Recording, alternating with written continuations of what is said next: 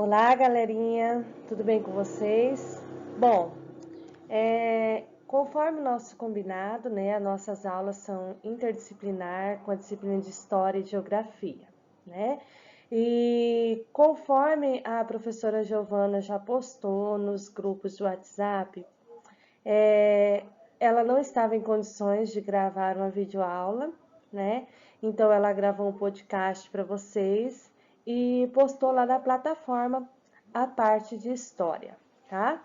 Então aqui eu vou dar continuação à explicação da professora Giovana, tá? Do nosso conteúdo da história de Goiás, a terceira parte, ok? Então vamos lá?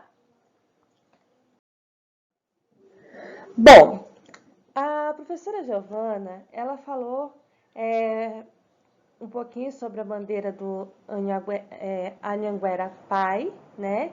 E eu vou estar falando um pouquinho da bandeira do Anhanguera Filho, tá? Bom, Bartolomeu Bueno da Silva, o filho, né? Ou seja, o segundo Anhanguera, ele nasceu em Parnaíba, São Paulo, em 1672 e faleceu em 19 de setembro, né, de 1740 na Vila de Goiás, no estado de Goiás, tá?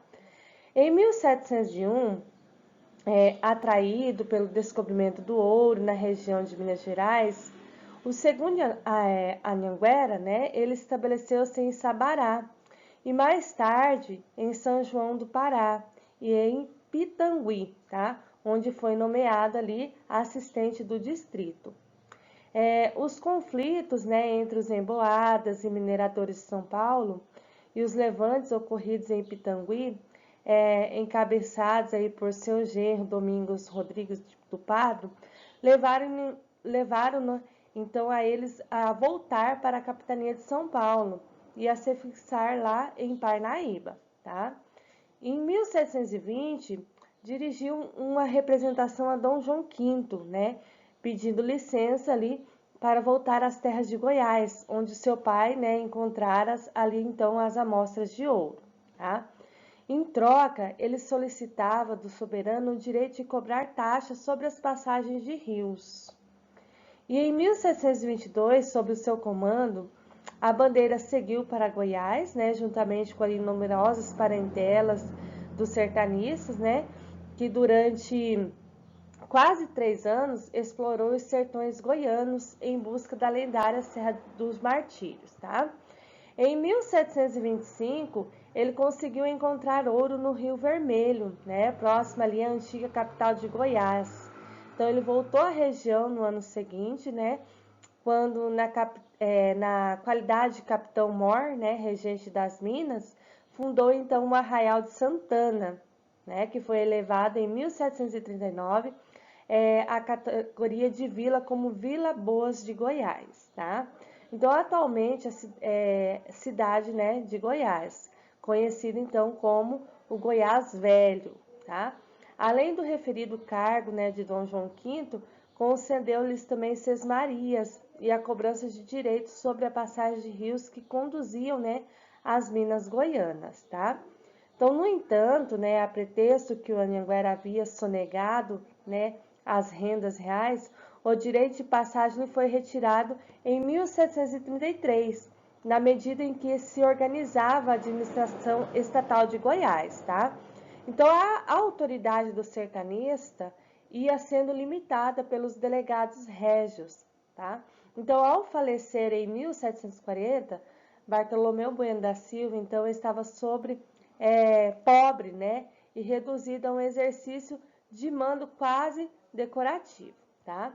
Então, na antiga capital de Goiás, ainda existe, né, a cruz do Anhanguera, né, por ele que foi levantada em 1722, né, o que perpetua, então, a memória do início da colonização do território goiano, ok? Bom, o povoamento.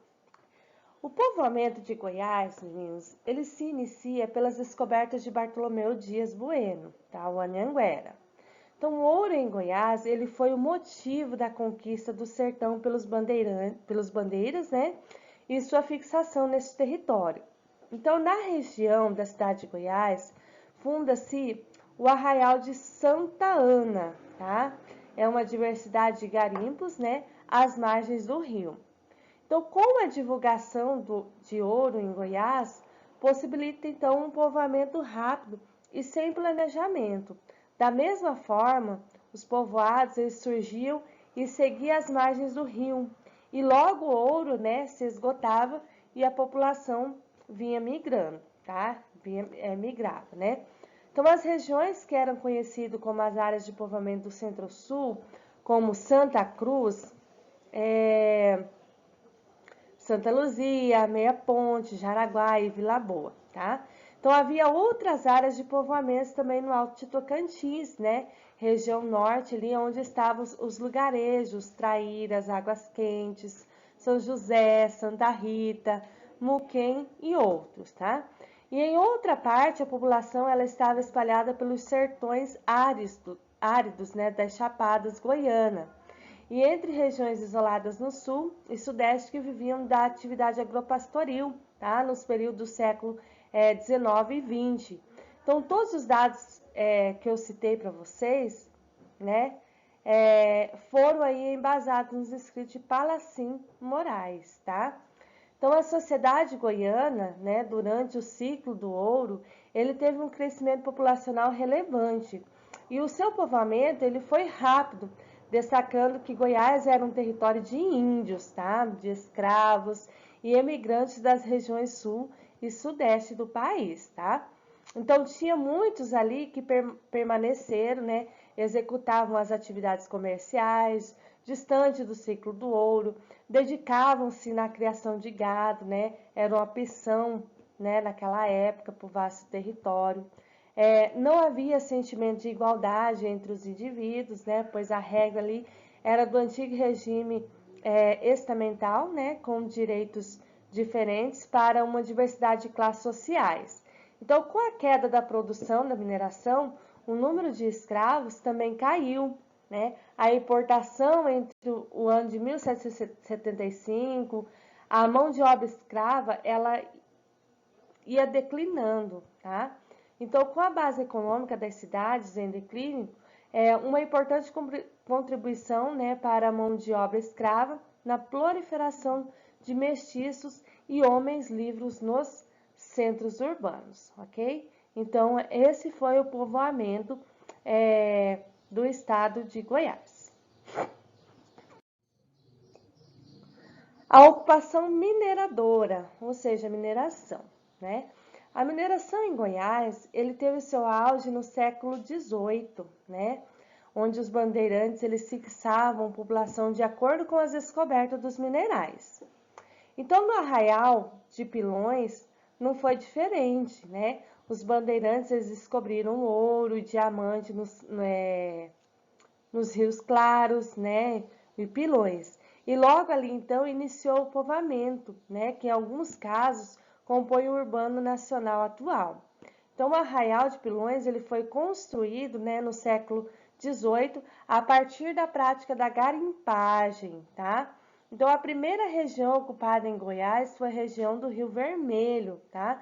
E ao longo, né, dos caminhos que demandavam a Bahia, mais ao norte, na bacia do Tocantins, localizaram ali, então-se diversos núcleos populacionais, né, como de São José do Tocantins, né, a Niquelândia, o Trafras, Cachoeira, Flores, São Félix, Arraiais Tocantins, Natividade Tocantins, Chapadas e Muquem, tá? Então, na década de 1740, a porção mais povoada de Goiás era o sul, né? Mas a expansão rumo ao norte, ele sempre estava prosseguindo, né, com a implantação dos arraiais do Carmo, tá?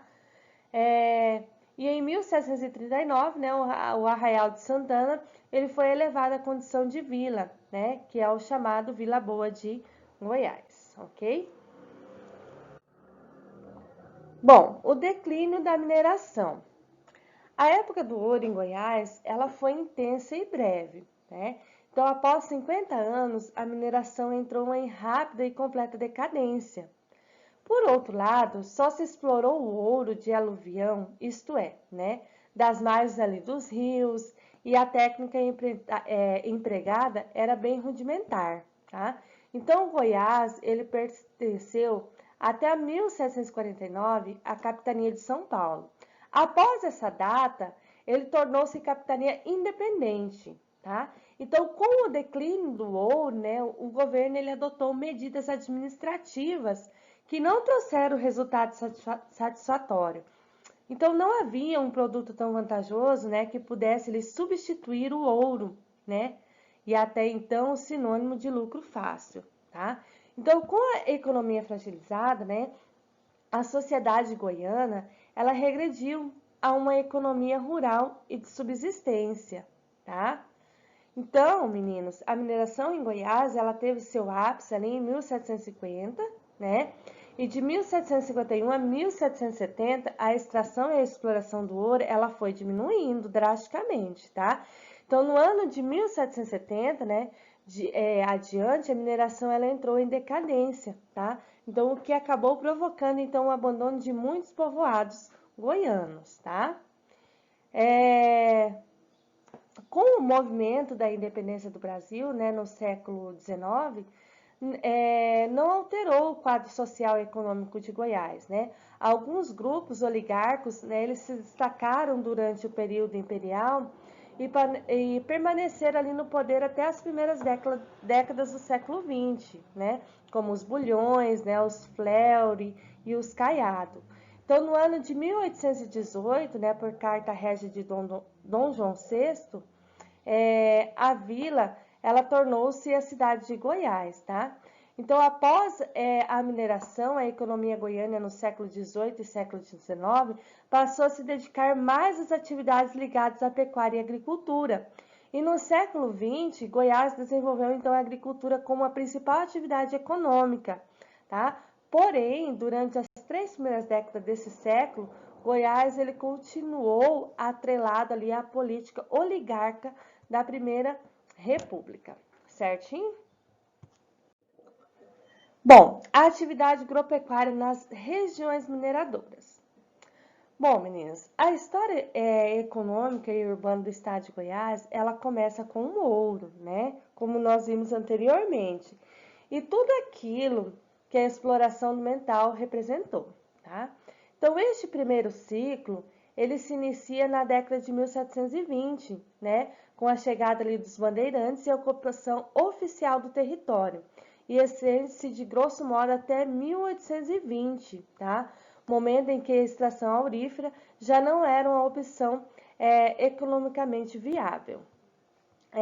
Durante o primeiro século da história socioeconômica de Goiás, né, que foi marcada ali pela economia extrativista, é difícil, né, a gente falar assim sobre a existência de outras atividades econômicas, né, propriamente ali estruturada, principalmente pela quase inexistência de serviços como de educação, saúde, comunicações, né, de atividade de transformações de matéria-prima e também pela pouca atividade agrícola desenvolvida na capitania, tá? A alta lucratividade da atividade minéria, né, principalmente durante as fases iniciais, ela induzia a concentração de todos os recursos disponíveis na própria mineração, inibindo então desta forma, né, o desenvolvimento de outras atividades produtivas. Então, o comércio de mercadoria, ele sempre se fez presente em maior ou em menor grau. Ele contribuiu para a dinâmica produtiva da capitania, tá? E assim, né, nesse discurso, né, da geografia e a histórica, né, então o objetivo, né, da gente estar entrando nesse contexto, né, é mostrar ali que o desenvolvimento das atividades comerciais goianas, né, mostrar, né, esse desenvolvimento, tá, da economia colonial como que se deu, certo? Bom, o final da mineração. A partir de 1775, né, com a mineração em declínio, né, o primeiro-ministro de Portugal, Sebastião de Carvalho Melo, o Marquês de Pombal, ele toma diversas medidas para diversificar a economia no Brasil, tá? Sendo, né, que várias delas vão ali afetar, né, diretamente a capitania de Goiás, tá? Então, a primeira tentativa, né, de estimular a produção foi isentar de impostos, né, por um período ali de 10 anos, né, os lavradores que fundassem os estabelecimentos agrícolas à margem dos rios, tá? Então, dentre os produtos beneficiados estavam então o algodão, a cana-de-açúcar e o gado. A segunda tentativa, né, foi então a criação em 1775 da Companhia de Comércio do Grão-Pará e Maranhão, tá? Que era para explorar então ali a navegação e o comércio nos rios amazônicos, né? Incluindo os rios Araguaia e o Tocantins, tá? Então o Marquês de Pombal, ele também ordenou a criação dos chamados aldeamentos indígenas, né? E só que todas essas medidas, né, elas acabaram fracassando. A relação entre os colonizadores e os índios. Bom, quando nós ouvimos falar da colonização portuguesa na América, nós logo lembramos, né, da descoberta do Brasil. E ali nós pensamos, será que o Brasil ele foi realmente descoberto pelos portugueses? Será que antes da chegada dos portugueses não existiam povos e sociedades habitando a nossa terra?